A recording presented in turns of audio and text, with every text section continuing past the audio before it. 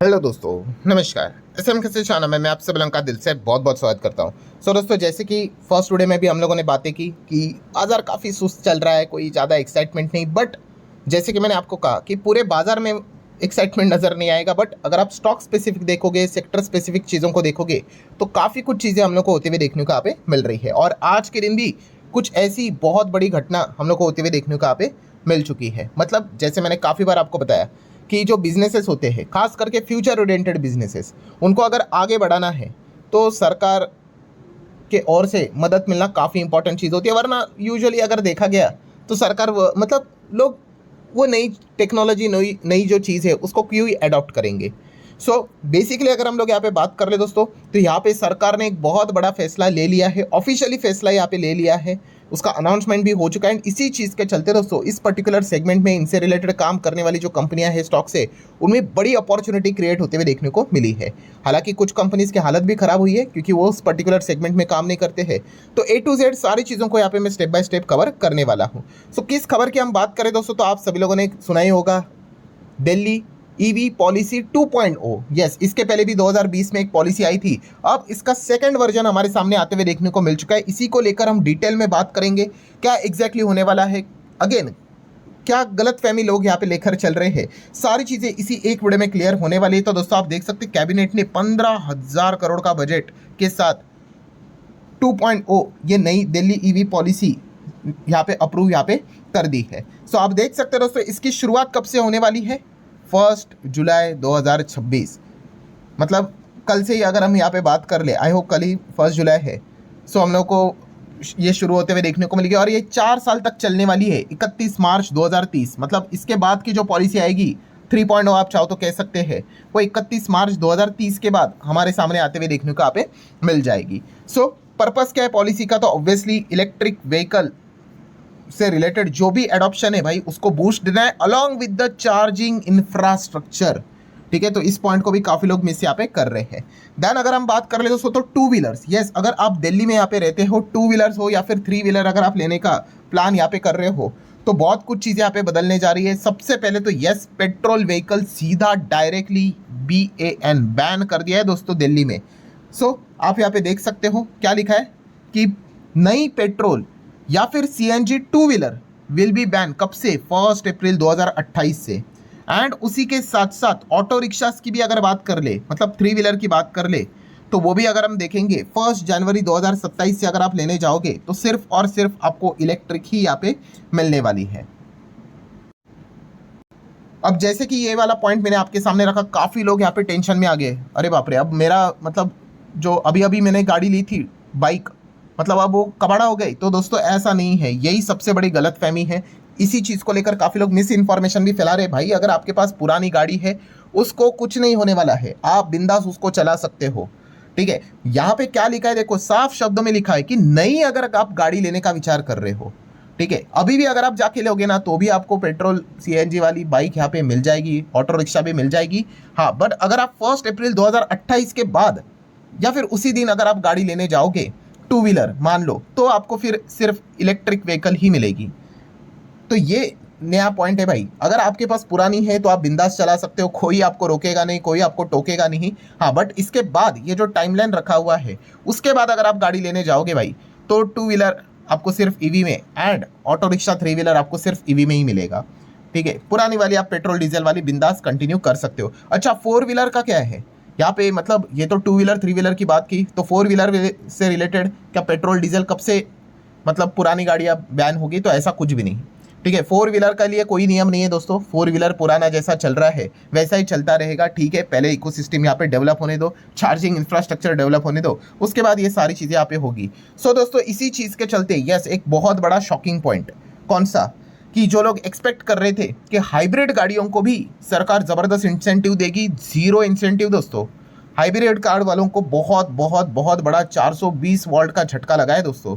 Policy में अगर देखा गया तो हाइब्रिड व्हीकल्स के लिए कुछ भी नहीं है दोस्तों। एंड इनफैक्ट प्रीवियसली जो भी बातें बोली गई थी सब हटा दी है, रिमूविंग सब हटा दी है। तो ये बहुत बड़ा झटका है भाई यहाँ पे हाइब्रिड कारों की अगर हम बात करें तो।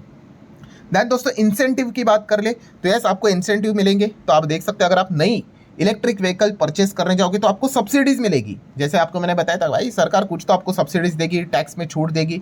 सो इलेक्ट्रिक टू व्हीलर लेने जाओगे तो आपको अप टू 30,000 तक, ठीक है, अप टू लिखा है भाई, पहले साल यहाँ पे सब्सिडी यहाँ पे मिल सकते। देन उसके बाद सेकेंड ईयर के हिसाब से 20,000 एंड थर्ड ईयर के हिसाब से 10,000, ठीक है। सिमिलर वे अगर हम लोग यहाँ पे बात कर ले तो आप यहाँ पे देख सकते हो 3 व्हीलर इलेक्ट्रिक व्हीकल के लिए आप जाओगे तो पहले साल 50, फिर 40 एंड फिर 30। एंड अगर इलेक्ट्रिक गुड्स व्हीकल की बात कर ले, ठीक है, कंडीशन यहाँ पे लिखा हुआ है कौन से कैटेगरी वाले जो कमर्शियल ट्रक होते हैं, तो अप टू 1 लाख तक आपको यहाँ पे सब्सिडी यहाँ पे मिल सकती है। देन अगर हम यहाँ पे बात कर ले, अगर आपके पास पुरानी गाड़ी है, अगर आप उसको स्क्रैप करने जाओगे तो भी आपको सब्सिडी यहाँ पे मिलेगी। 4 व्हीलर के लिए भी रखी हुई है। अगर जो पुराने इंजन थे ना, BS4 इंजन की अगर बात कर ले, ठीक है, अगर आप वो गाड़ी अगर आप स्क्रैप करने के लिए जाते हो तो अप टू 1 लाख तक भी आपको यहाँ पे क्या मिल सकता है, सब्सिडी यहाँ पे मिल सकती है। कमर्शियल ट्रक के लिए भी रखा हुआ है, अगेन कैटेगरी है N1 कैटेगरी, 50,000 तक मिल सकता है। 3 व्हीलर के लिए 25,000 की बात यहाँ पे की है एंड 2 व्हीलर के लिए भी फ्लैट 10,000 की बात यहाँ पे की है। देन दोस्तों one of the most important thing, tax and registration waiver यहाँ पे मिल चुका है, जो एक्सपेक्ट किया गया था। रिपोर्ट के जरिए जब खबरें आई थी कि सरकार यहाँ पे टैक्स एंड रजिस्ट्रेशन फीस को हटा सकती, जीरो कर सकती, तो उन्होंने यहाँ पे किया है। सो आप देख सकते हैं 100% टैक्स एग्जेम्पशन किसके लिए, तो एंड कौन से प्रकार के, तो आप देख सकते हो रोड टैक्स जीरो कर दिया है, रजिस्ट्रेशन फीस भी जीरो कर दिया है, सभी प्रकार के इलेक्ट्रिक व्हीकल जो 30 लाख के अंदर है, ठीक है। फिर आप बाइक खरीद लो, गाड़ी खरीद लो, ट्रक खरीद लो, कुछ भी खरीद लो, अगर वो 30 लाख के अंदर अंदर है तो आपके ऊपर कोई यहाँ पे रोड टैक्स नहीं लगेगा और ना ही रजिस्ट्रेशन फीस लगेगी। किसकी बात हो रही है, 30 लाख तक की बात हो रही है। 30 लाख के ऊपर जाओगे फिर कुछ भी खरीदो भाई, ये सारी चीज़ें एप्लीकेबल हो जाएगी। देन दोस्तों one of the most important की पॉइंट मतलब क्या कि भाई इंडियंस तो आपको पता ही भाई, हम सब जुगाड़ू ही होते हैं। कोई तो यहाँ पे मतलब ऐसा रहेगा, किसी का तो दिमाग यहाँ पे चल भी गया होगा, ठीक है। कौन सा दिमाग चल गया होगा कि कोई कहेगा कि भाई ये पॉलिसी दिल्ली में चल रही है, ठीक है। मान लो अभी मैं 1 लाख की बाइक ले लेता हूँ, सरकार बता रही फर्स्ट ईयर 30,000 के हिसाब से सब्सिडी है, ठीक है, उसको भी अवेल कर लूँगा, ठीक है, तो मुझे गाड़ी सस्ती पड़ गई। उसके बाद में क्या करूँगा भाई कि दिल्ली के आउटसाइड किसी कोई पर्टिकुलर एरिया हरियाणा में कांटेक्ट करूँगा, किसी को चाहिए तो मान लो वहाँ पे भी ऑलमोस्ट गाड़ियों के दाम ऊपर नीचे थोड़ा सेम ही रहता है, तो उसको बताऊँगा भाई तो तेरे को बाइक चाहिए, देख लो ये 1 लाख की है, मैं 1 लाख में नहीं भाई तेरे को 90,000 में देता हूँ, तेरा 10,000 का फायदा, ठीक है। और इन्होंने भी सब्सिडी पकड़कर 70,000 के आसपास ही इनको गाड़ी पड़ी थी, तो उन्होंने भी मतलब ओवरऑल 20,000 का फायदा। मतलब क्या है कि यहाँ पे गाड़ी उन्होंने सब्सिडी के हिसाब से खरीद ली एंड दूसरे स्टेट में जाके, शहर में जाके ज़्यादा दाम के ऊपर बेच दी, पैसा ही पैसा होगा। सो अगर कोई इस प्रकार का अगर बिजनेस मॉडल भाई दिमाग में लेकर आ रहा है तो भाई उसको निकाल दो, क्योंकि यहाँ पे सरकार ने लॉक इन पीरियड भी इंट्रोड्यूस करके रखा हुआ है। यस दोस्तों, अगर आप इस प्रकार की कोई भी सब्सिडी अगर अवेल करते हो तो आपके ऊपर 3 साल का लॉकिंग पीरियड लगने वाला है, 3 साल का। 3 साल तक आप उस चीज़ को यहाँ पे ट्रांसफ़र नहीं कर सकते हो, बेच नहीं सकते हो आउटसाइड द दिल्ली, ठीक है। इनसाइड दिल्ली करोगे तो चलेगा, पर आउटसाइड दिल्ली अगर करना है भाई तो नॉट पॉसिबल, ठीक है। एंड अगर करना ही है फिर भी तो फिर भाई सब्सिडी आपको रिफंड करनी पड़ेगी, एज सिंपल एज दैट। तो ये लॉकिंग पीरियड भी रखा हुआ है, तो अगर कोई ऐसा सोच रहा है भाई एंड उसको अगर ये प्लान नहीं पता है तो भाई लेने के देने पड़ जाएंगे, तो उसको भी ये पॉइंट बता देना। तो कंक्लूजन क्या है दोस्तों, कंक्लूजन यही है कि इलेक्ट्रिक व्हीकल को बढ़ावा दिया जा रहा है। सरकार ने इसके पहले भी कहा था कि भाई 2030 तक हमें क्या करना है, 30% गाड़ियों को इलेक्ट्रिक व्हीकल में तब्दील करना है। मतलब अगर आप रोड पे देखोगे 100 गाड़ियाँ चल रही है तो 30 गाड़ियाँ तो हरे नंबर प्लेट की यहाँ पे होनी चाहिए, फिर वो बाइक चले, ट्रक चले, कार चले, कुछ भी चले। सो उसी दिशा में ये आगे बढ़ते हुए देखने को यहाँ पे मिल रहे हैं। एंड इसी चीज़ को लेकर दोस्तों कौन कौन सी कंपनीज है, स्टॉक्स है जिनको यहाँ पे फ़ायदा हो सकता है, फ़ायदा मतलब कि अपॉर्चुनिटीज़ की हम बात करें बिजनेस लेवल पे, सो उसी की हम यहाँ पे बात करेंगे। तो देखियो 2 व्हीलर की अगर बात कर ले तो आपको बताइए इस स्पेस में नंबर 1 कंपनी कौन सी है, TVS मोटर, जो 24% का मार्केट शेयर लेके चल रहे। नो डाउट हम यहाँ पे कह सकते हैं ऑल ओवर इंडिया की बात है, सिर्फ दिल्ली के नहीं, दिल्ली में अगर देखा गया तो ज़्यादा दबदबा बजाज ऑटो का है। तो बजाज का चेतक EV वाला काफ़ी अच्छा कर सकता है। देन एथर एनर्जी आज के दिन आपने देखा होगा, आज के दिन अच्छा खासा यहाँ पे भागा था। देन हीरो मोटोकॉर्प भी है, ठीक है। तो ये सभी कंपनी, ओला इलेक्ट्रिक की बात कर ले, देन ग्रेविंस कॉटन की बात कर ले, तो ये कंपनियाँ ई बाइक्स में हमें काम करते हुए देखने को मिल जाती है, तो इनके लिए तो अच्छा ही है भाई, ठीक है। तो इनके अच्छे खासे सेल्स यहाँ पे हो सकते हैं। अब अपॉर्चुनिटी तो है, अगेन जैसे मैंने कहा कि बाजी कौन मारेगा ये देखने वाली बात है। देन अगर बात कर ले दोस्तों जिसको सबसे बड़ा यहाँ पे क्या लगा, झटका लगा, ठीक है। और आज इस खबर के चलते बाकी कंपनियां हरे रंग में थी, ये कंपनियां लाल रंग में चली गई, और वो है आइशर मोटर। हाँ वही रॉयल इनफील्ड वाली। तो आज के दिन भाई रॉयल इनफील्ड आप देख सकते हो, मतलब वही आइशर मोटर 5.5% स्टॉक क्रैश हो गया, गिर गया। क्यों?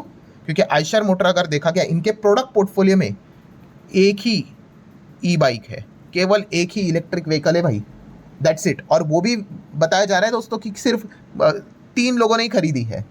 मतलब काफ़ी ख़राब रिस्पॉन्स है भाई।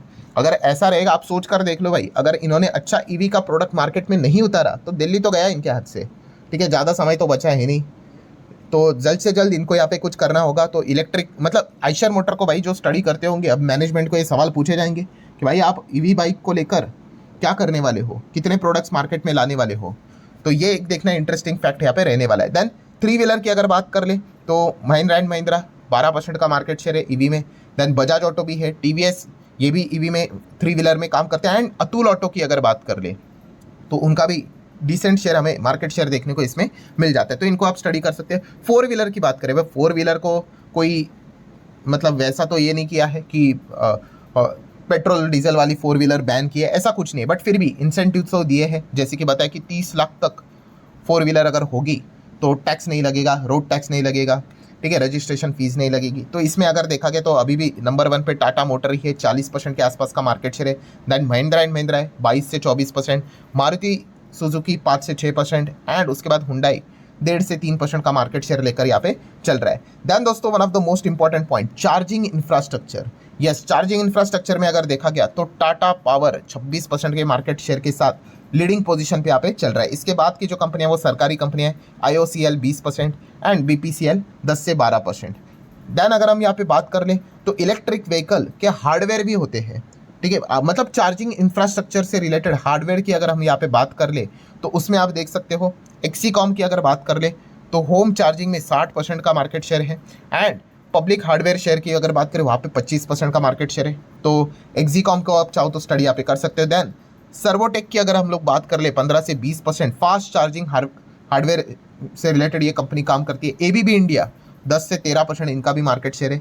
सो इस सभी कंपनीज के लिए मतलब यहाँ पे बॉटम लाइन क्या है दोस्तों कि ईवी को लेकर सरकार लगातार बढ़ावा दे रही है। अभी कुछ ही दिनों पहले हम लोगों ने देखा था, कौन सी खबर सुनी थी हम लोगों ने, कि इलेक्ट्रिक बस के लिए भी सरकार 12,000 करोड़ तक का प्लान लेकर आने वाली है। अभी तक ऑफिशियल अनाउंसमेंट नहीं है, वो भी कभी भी अनाउंसमेंट सामने यहाँ पे आ सकती है। सो हर जगह पे ईवी को प्रमोट किया जा रहा है, ठीक है। तो इस प्रकार से अभी जो खराब माहौल जो चल रहा है मार्केट का, उसमें आपको क्या करना पड़ेगा, आपको खास करके सेक्टर स्पेसिफिक, स्टॉक स्पेसिफिक ही आपको यहाँ पे चलना पड़ेगा, वहीं पे आपको ध्यान रखना पड़ेगा, ठीक है। एंड इस चीज़ के चलते कुछ कंपनीज को भाई झटके भी लगेंगे, जैसे अभी हमने देखा जो ईवी में काम नहीं कर रहे हैं, जो पीछे रह रहे हैं, आइशर मोटर को देख लिया। प्लस इथेनॉल की भी अगर बात कर ले, ठीक है, ये भी चर्चाएं चल रही भाई कि इथेनॉल का क्या होगा, क्योंकि इथेनॉल से रिलेटेड भी बहुत सारी चीज़ें चल रही है। तो इस प्रकार से अगर ईवी आगे बढ़ता रहेगा तो इथेनॉल के लिए भी ये एक नेगेटिव पॉइंट तो ज़रूर रहेगा। तो इसको भी आपने ज़रूर कंसिडर यहाँ पे करना है। सो ठीक है दोस्तों, जितने भी इंपॉर्टेंट पॉइंट्स थे सारे कवर कर लिए। वीडियो हेल्पफुल लगा होगा, चाहो तो लाइक एंड शेयर यहाँ पे कर सकते हो। मिलते हैं नेक्स्ट वीडियो में, तब तक के लिए बाय बाय।